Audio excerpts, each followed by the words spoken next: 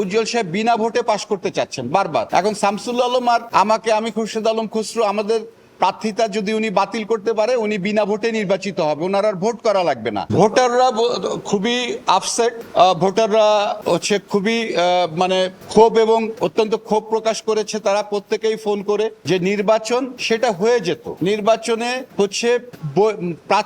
প্রার্থীটাই যে আমাদের দুজনের প্রার্থিতা বাতিলের জন্য বারবার উজ্জ্বল সাহেব মামলা করছেন। তাহলে কি জন্য যে আমাদের দুজনকে উনি নির্বাচনে রাখলে কি হতো? আমরা নির্বাচনে থাকতাম, ভোটাররা যাকে খুশি তাকে ভোট দিত। ভোটারদেরও সেই বক্তব্য, একই বক্তব্য যে আমরা যাকে খুশি তাকে ভোট দিয়ে আমরা নির্বাচিত করতাম। এখন উজ্জ্বল সাহেব বিনা ভোটে পাশ করতে চাচ্ছেন বারবার। সেখানে যে সভাপতি পদপ্রার্থী আমি আর উজ্জ্বল সাহেব এবং সাধারণ সম্পাদক পদপ্রার্থী কামাল মোহাম্মদ কিবরিয়া লিপু এবং শামসুল আলম। এখন শামসুল আলম আর আমি খুরশেদ আলম খসরু আমাদের প্রার্থিতা যদি উনি বাতিল করতে পারে উনি বিনা ভোটে নির্বাচিত হবে, ওনার আর ভোট করা লাগবে না। এই বিনা ভোটে নির্বাচন করার জন্য উনি প্রত্যেকটা স্টেপ বাই স্টেপ তিনি গিয়েছেন। বাট আমরা প্রত্যেকটা স্টেপই আইনি প্রক্রিয়ায়, আইনি পদক্ষেপে আমরা সেইগুলো পার করে এসে একটা নির্বাচনের জায়গায় আসছিলাম এবং সেটা ভোটারদের স্বতঃস্ফূর্ত সমর্থন ছিল। ভোটাররা স্বতঃস্ফূর্ত, কারণ যে আমাদের দুইজনের প্রার্থিতা বাতিল হয়ে গেলে আর তো ভোটের কোনো থাকলো না, বিনা ভোটে হয়ে গেল। কারণ একটা সংগঠনের সাধারণ সম্পাদক এবং সভাপতির যদি ভোট না দেওয়া লাগে তাহলে আসলে সেই নির্বাচন ফিকে হয়ে যায়, সেই নির্বাচনে আর আনন্দ থাকে না। তো এই জন্যই যে ওনারা সবসময় চেয়েছেন, ওনারা ভোটের মাঠে আসতে চাননি।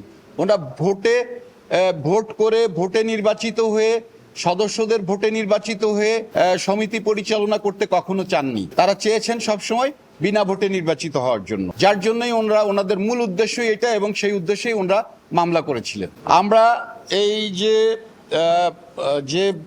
রিটে মামলা নির্বাচন স্টে হয়েছে সেখানে আমি এবং আমার শামসুল আলম আমরা দুইজনই সেখানে অপোনেন্ট আছি। আমাদের নাম দিয়েছে, আমরা 11 এবং 12 নম্বর অপোনেন্ট। তো আমরা নিজেরা আমরা সেই জায়গা থেকে আমরা এই মামলা আমরা লড়বো, আইনি ভাবেই লড়বো। এবং আমি এইটুকুই বলতে চাই আমাদের ভোটারদের উদ্দেশ্যে এবং বাংলাদেশ চলচ্চিত্র প্রযোজক পরিবেশক সমিতির সদস্যদের উদ্দেশ্যে বলতে চাই যে আমরা শেষ পর্যন্ত লড়বো, আইনি লড়াই লড়ে আমরা যত সম্ভব যত দ্রুত পারি আমরা নির্বাচনের মাঠে আবার আসব, নির্বাচন আমরা ফিরিয়ে দিব এবং আমরা ভোট যেন ভোটাররা ভোট দিতে পারে, আইনি লড়াইয়ের সেই অধিকার ফিরিয়ে আনবো।